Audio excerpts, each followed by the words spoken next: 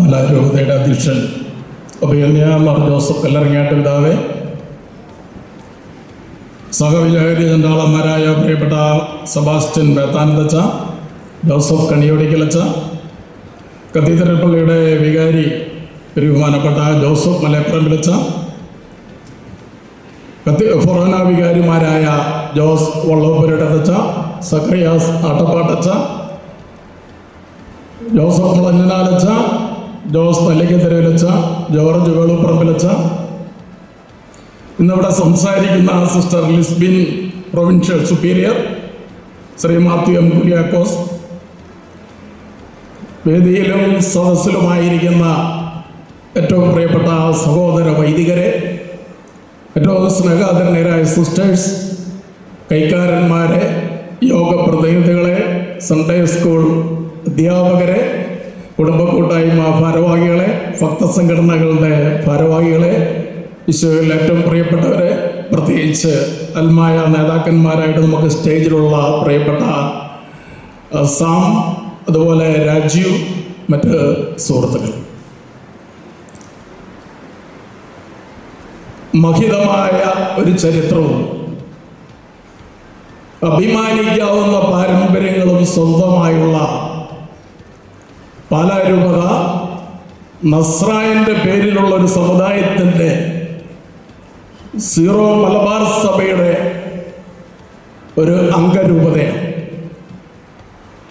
ഈ രൂപതയ്ക്ക് അഭിനന്ദ പിതാവ് പ്രിയപ്പെട്ട മലയപ്പറമ്പിലച്ചനൊക്കെ സൂചിപ്പിച്ചതുപോലെ വലിയൊരു ചരിത്രമുണ്ട്.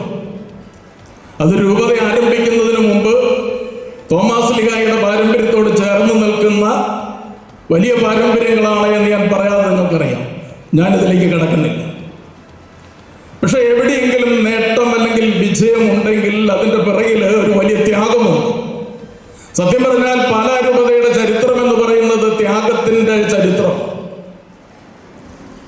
ആരെങ്കിലുമൊക്കെ ചില കാര്യങ്ങൾ വേണ്ടെന്ന് വെച്ചില്ലായിരുന്നുവെങ്കിൽ നമ്മുടെ സഭയോ ഈ ഭാരതമോ ഈ കേരളമോ നസ്രാണി സമൂഹമോ പാലാരൂപതയോ നമ്മുടെ ഇടവകകളോ ഇന്ന് കാണുന്ന രൂപഭാവ ഭംഗികളോടെ നമുക്കൊരിക്കലും കാണുവാൻ പറ്റുമായിരുന്നില്ല.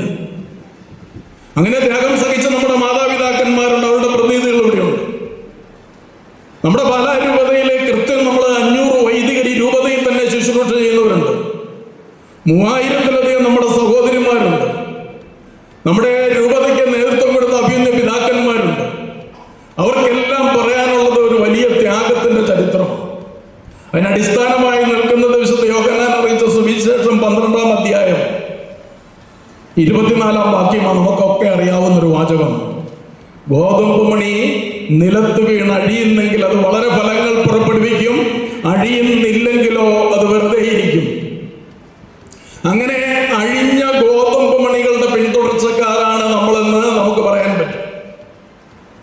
ആ ഗോതമ്പ് മണി ഒരു കല്ലറയിൽ എന്ന പോലെ മണ്ണിലേക്ക് വലിച്ചെറിയപ്പെട്ട് നനുത്ത മണ്ണിൽ മൂടപ്പെട്ട് ദിവസങ്ങൾ കഴിഞ്ഞപ്പോൾ പൊട്ടിമുളച്ചപ്പോൾ പുതിയ മണികള്, ഗോതമ്പ് മണികള്, നെൽമണികളും ഒക്കെ ഉണ്ടായത് നമുക്കറിയാം. നമ്മളൊക്കെ കൂടുതൽ പരിചയമൊന്നുമല്ല.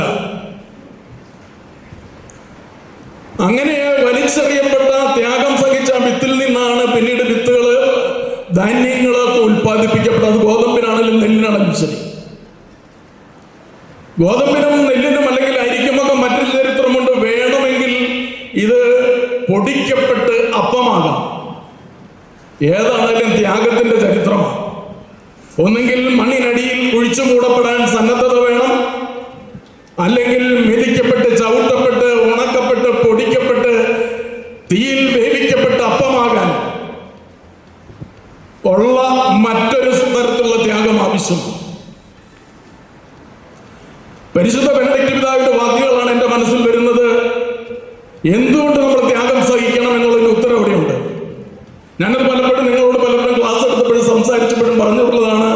When a person is conquered by the fire of his gaze, no sacrifice seems to be too great to follow him and to give him the best of ourselves. When a person is conquered by the fire of his gaze, ദൈവം തമ്പുരാന്റെ നോട്ടത്തിന്റെ അഗ്നി ഒരാളെ കീഴടക്കി കഴിഞ്ഞാൽ പിന്നെ ഒരു ത്യാഗവും നമുക്ക് ത്യാഗമാണെന്ന് പറഞ്ഞ് കാറി വിളിക്കാൻ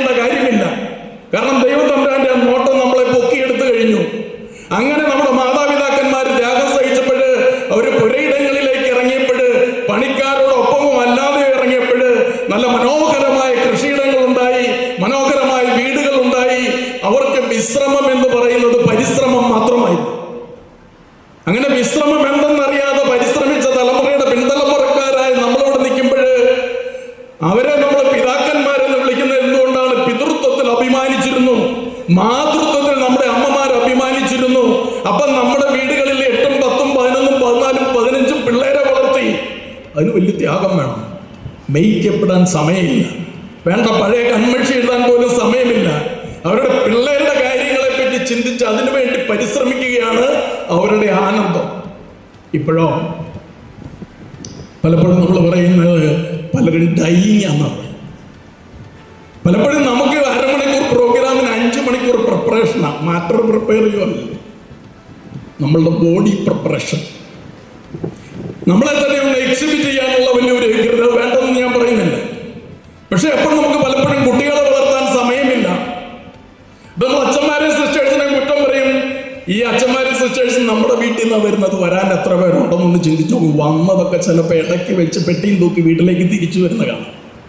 പണ്ടത്തെ ഏറ്റവും നല്ല സ്കൂൾ ഇവിടെയുള്ള സ്കൂളല്ല, നമ്മുടെ വീടുകളെ. അവിടെയായിരുന്നു ഏറ്റവും നല്ല കറക്ഷൻ നടന്നിരുന്നത്. അവിടെ മോശമായൊരു വാക്ക് പറയാൻ പറ്റില്ല, തെറ്റായ ഒരു പ്രവർത്തനം പറ്റില്ല.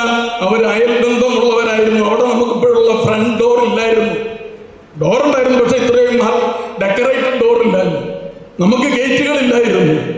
ഒരു മക്കളെ പറ്റി അഭിമാനിച്ച് അബ്രാഹത്തിനെ പറ്റി പറയുന്നത് പോലെ മക്കളില്ലാതിരുന്നു, ദുഃഖമായിരുന്നു. തലമുറകൾ ഉണ്ടാകുമെന്ന് പറഞ്ഞപ്പോൾ അബ്രാഹത്തിന് ആനന്ദം, ഒപ്പം സമ്പത്തും ഉണ്ടായി. നമ്മുടെ പൂർവികർ അധ്വാനിച്ച് സമ്പത്തുണ്ടാക്കാൻ ശ്രമിച്ചു. ഒപ്പം മക്കളെ ഒത്തിരി പേരെ വളർത്തുന്നതിൽ അപ്പോൾ അച്ഛനുണ്ടെന്ന് പറയുന്ന അഭിമാനമായിരുന്നു, സിസ്റ്റേഴ്സ് ഉണ്ടെന്ന് പറയുന്ന അഭിമാനമായി. ഇപ്പോൾ പല വീടുകളിലും വികാരിച്ചന്മാരായ നിങ്ങൾക്ക് പലർക്കും അറിയാം, വിസിറ്റിന് ചെല്ലുമ്പോൾ ആ തറവാട്ടിൽ നിന്നുള്ള അച്ഛൻ്റെയും സിസ്റ്ററിൻ്റെയും പേരൊക്കെ പറയാൻ മറന്നുപോയി. അത് ചേട്ടൻ്റെ വീട്ടിൽ നിന്ന് എഴുതുന്ന ഓർത്തതെന്ന് പറയുന്ന ഒരവസ്ഥ. പിതാവിനറിയാം, ഈ ഫെബ്രുവരി മാസം ഞങ്ങൾക്കും കുറേ അറിയാം, നല്ലൊരു അച്ഛനെ തരണം എന്ന് പറയുന്നു വരുന്നവരുടെ ഒരു നമ്പർ. അടുത്ത കാലത്ത് നമ്മുടെ 1-2 ഇടവകയിൽ നിന്ന് കൂട്ടത്തോടെ ഒരു ഇടവകയിൽ നിന്ന് ഒരു മുസ്ലിം സഹോദരൻ ഉൾപ്പെടെ വന്ന് പറഞ്ഞു, അവിടുത്തെ മഠം നിർത്താൻ പോവാൻ, നിർത്തരുത്. ഞാൻ ചിലടത്ത് ഏതടവയാന്ന് പറഞ്ഞു, 2 ഇടവയുണ്ട്. അതെന്താ? അയ്യോ സിസ്റ്റേഴ്സിലെ ഞങ്ങൾക്ക് ചിന്തിക്കാൻ പറ്റില്ല. സിസ്റ്റേഴ്സ് ഉള്ളപ്പോൾ നമ്മൾ അവരുടെ കുറ്റങ്ങളും കുറവുകളും പറയുന്നവര് നമുക്ക് അവരില്ലെങ്കിൽ ചിന്തിക്കാൻ പറ്റില്ല. ഞാൻ ചോദിച്ചു, ഈ വർഷം നിങ്ങളുടെ ഇടവകയിൽ നിന്ന് എത്ര സിസ്റ്റേഴ്സ് സമർപ്പിത വിളി സ്വീകരിച്ചു?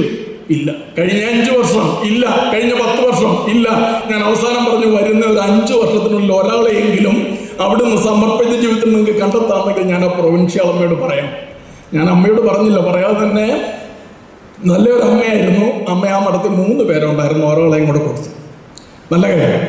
അപ്പൊ ഇത് നമ്മൾ ചിന്തിക്കേണ്ട ഒരു കാര്യമുണ്ട്. കണ്ണുള്ളപ്പോൾ അതിന്റെ കാഴ്ച അറിയത്തില്ല എന്ന് പറഞ്ഞതുപോലെ നമുക്ക് സിസ്റ്റേഴ്സിന്റെയും അച്ഛന്മാരുടെയും കുറ്റം പറയും ഞങ്ങൾക്കൊക്കെ ഇഷ്ടമാണ്. പ്രത്യേകിച്ച് നേരെ വന്ന് കുറ്റം പറയുന്നവരെ പൊരിഞ്ഞ ഇഷ്ടം.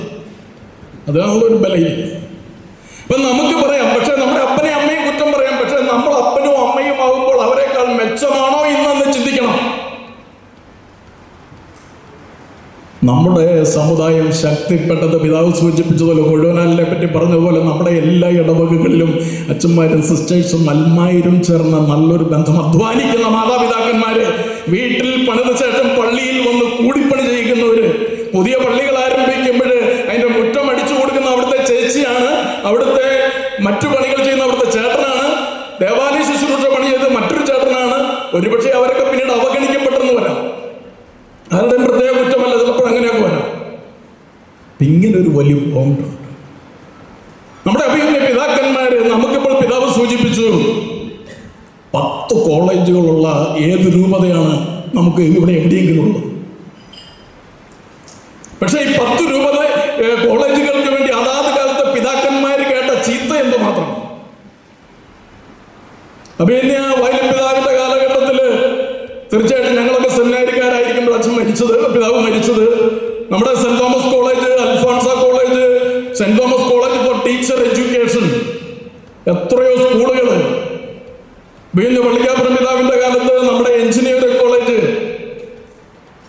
1 ഡസനിലധികം +2 സ്കൂളുകൾ. പിന്നെ കല്ലറിങ്ങാട്ട് പിതാവിന്റെ കാലത്ത് നമ്മുടെ Medicity, nursing college, hotel management college, priest home, പുതിയ പാസ്റ്ററൽ ഇൻസ്റ്റിറ്റ്യൂട്ട്, നമുക്ക് ഇഷ്ടം പോലെയാ. നിങ്ങൾക്ക് ഇപ്പോഴും അറിയാം, പിതാവ് ഒരു ഹോസ്പിറ്റൽ സ്ഥാപിച്ചിട്ട് 2500-ലധികം കുടുംബങ്ങൾ രക്ഷപ്പെട്ടു. നമ്മുടെ കോളേജുകളിലും സ്കൂളുകളിലുമായിട്ട് ഏതാണ്ട് 7500-ലധികം പേര് നേരിട്ട് ജോലി ചെയ്യുന്നു. അവരെ അധികം പേര് കൂടെ ഉണ്ടാവും ഞാൻ വിചാരിക്കുന്നു. ഇവിടെ ഇരിക്കുന്ന